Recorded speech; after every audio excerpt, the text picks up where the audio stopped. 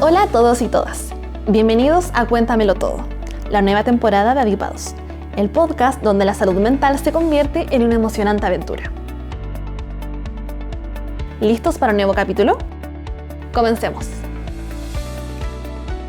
En este capítulo 32, ¿cómo puede la educación intercultural transformar la convivencia en las escuelas?, nos acompaña David Román, doctor en educación, investigador en educación, inclusión e interculturalidad y docente universitario.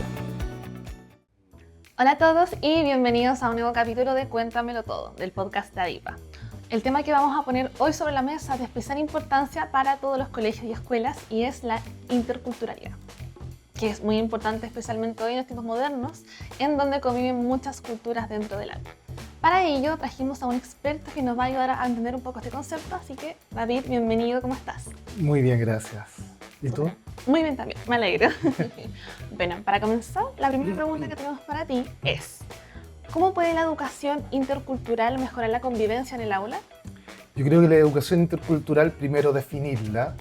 Existe una forma de comprender la interculturalidad no solamente de su funcionalidad, que es la incorporación de lo indígena dentro de las escuelas, Claro. sino desde la interculturalidad crítica, que es la manera en la actualidad de poder entender desde un enfoque político, ¿cierto?, transformativo, político no partidista, sino que lo político transformativo, poder comprender la manera en que las escuelas se deben adaptar para efecto de poder lograr que todos los educandos, sean extranjeros, indígenas o pertenezcan a comunidades desfavorecidas o pertenezcan a grupos que están vulnerados en sus derechos, por ejemplo, puedan ser parte de la comunidad educativa y puedan aprender. Entonces la interculturalidad crítica lo que propone es poder hacer una racionalización desde el punto de vista de la interacción para efecto de poder lograr nuevas formas culturales que no conocemos, no sabemos lo que son, pero que sin embargo van a ser partícipes todos y todas sin distinción. Súper, y en ese sentido, ¿cómo podría mejorar la convivencia? Yo creo que es importante pensarlo desde un punto de vista intercultural crítico, en términos de que la convivencia va a mejorar desde la aceptación del otro como un legítimo otro en la convivencia. Cuando yo me posiciono desde el constructivismo radical de Humberto Maturana, esto quiere decir entonces que entiendo que la diversidad es constitutiva del humano.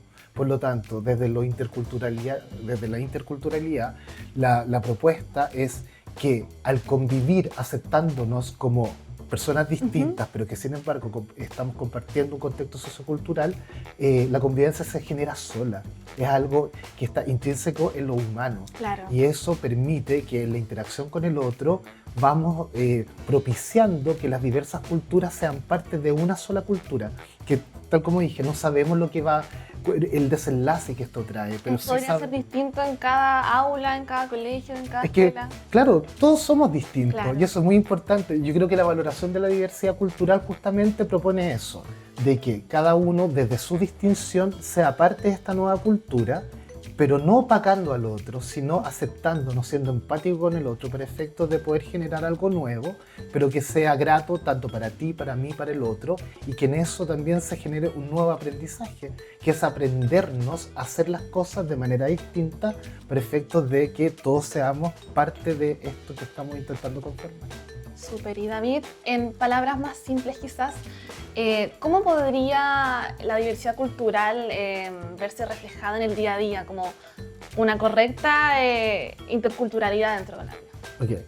Lo que pasa es que en los colegios lo que se entiende por intercultural es más bien lo multicultural.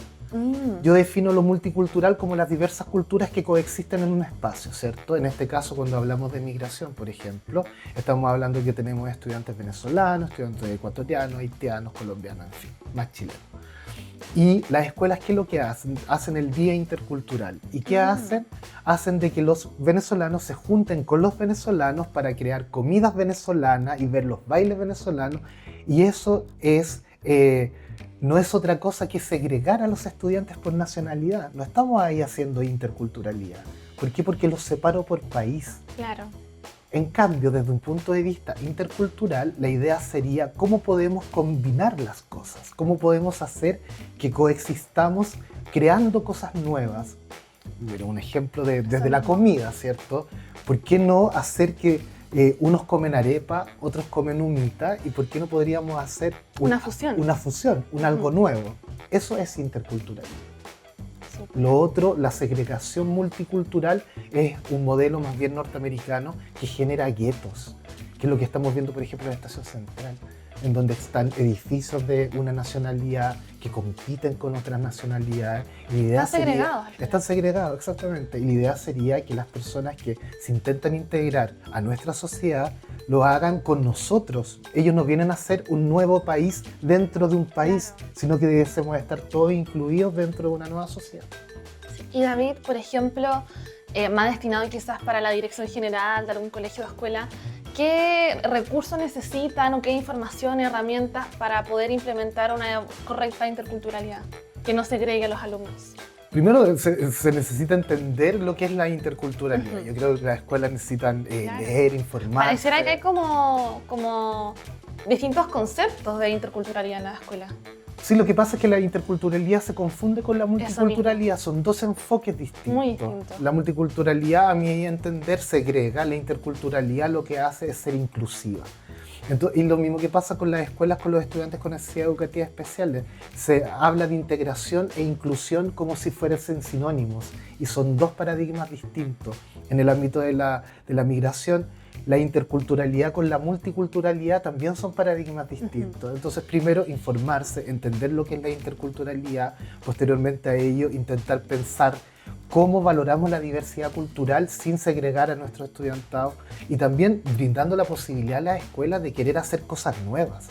Porque el currículum chileno también es segregador en términos de que nos invita a pensarnos de una forma monocultural, entendiendo que la cultura de origen, en este caso la chilena, es la cultura directriz. Claro. Pero si queremos ser inclusivos e interculturales, debiésemos pensar que el currículum también propende, ¿cierto?, a incluir estas nuevas culturas y por lo tanto hacer las cosas de manera distinta. Tiene que ser un poco más flexible. Por supuesto.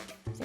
Y David, ¿qué crees tú que son los principales desafíos que enfrentan colegios y escuelas al momento de intentar aplicar esta educación más intercultural? El primer desafío es poder entender cómo dialogan las leyes y decretos y cómo la política pública en el fondo es parte importante de la comprensión que hacemos de lo intercultural y lo inclusivo. En segundo lugar, creo también importante que los profesores puedan entender, profesores y profesoras, que las diversas culturas no están unas por sobre la otra, sino de que las culturas son parte de la riqueza multicultural que existe dentro de los establecimientos educacionales y que esa riqueza nos va a permitir a nosotros avanzar hacia una sociedad mucho más inclusiva. En tercer lugar, creo también que el desafío está en la acción didáctica. ¿Cómo podemos hacer clases que sean distintas? ¿Y qué propones tú ahí, David? Propongo que las clases sean lo más participativas posible.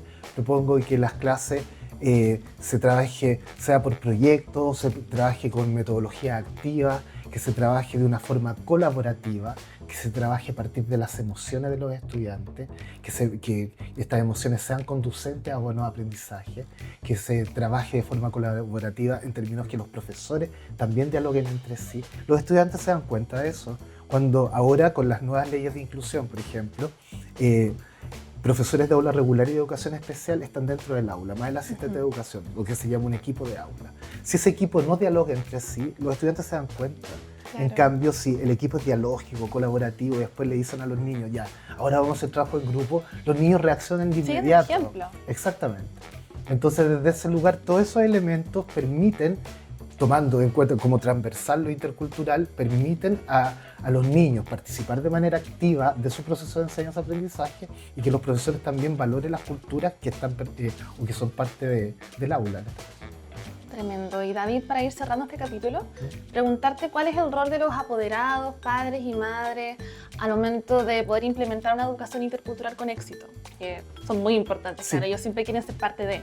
Entonces, yo creo que la familia, de alguna forma, es importante cuando la familia quiere estar. Tampoco podemos obligar a la familia a no estar. Acá se tiende a pensar de que si la familia no participa del proceso educativo, el proceso educativo no va a ser exitoso. A mi juicio, los procesos educativos son exitosos en el momento en que el estudiante llega a la escuela y está con nosotros como profesoras y profesores de las 8 a las 5 de la tarde. No podemos pretender que la familia además haga tareas con los chiquillos después de esa hora, ¿cierto? Entonces, se piensa mucho que debe ser así. Se piensa mucho, pero yo creo que es justamente lo contrario. Yo creo que es suficiente el tiempo que tienen los chicos dentro del colegio para pensar en que van a hacer cosas después. Ahora, si la familia quiere participar de ese proceso educativo, dejar que las familias participen, si es bonito, que las familias sean parte de. Pero también entender de que los chicos están participando en un proceso educativo tantas horas dentro de la escuela, que pretender además que las familias, que son familias que trabajan, ¿cierto? Papás y mamás trabajan en la actualidad. Es difícil pensar que van a ser parte, además de un proceso educativo, o que van a llegar a hacer tareas con sus hijos cuando termina la jornada. Yo creo que hay que intentar mediar en que la familia sea parte de lo educativo, pero también siendo responsables nosotros del propio proceso. Excelente, David, te agradecemos mucho tu tiempo, gracias por compartir tu conocimiento con nosotros. Por último, te quiero dar el pase para que puedas enviar algún mensaje a quienes nos escuchan. Bueno, de que la educación inclusiva e intercultural es muy importante tomarla en cuenta, considerar no solamente su epistema y sus formas de comprensión, sino también la manera en que nosotros la vamos a hacer carne.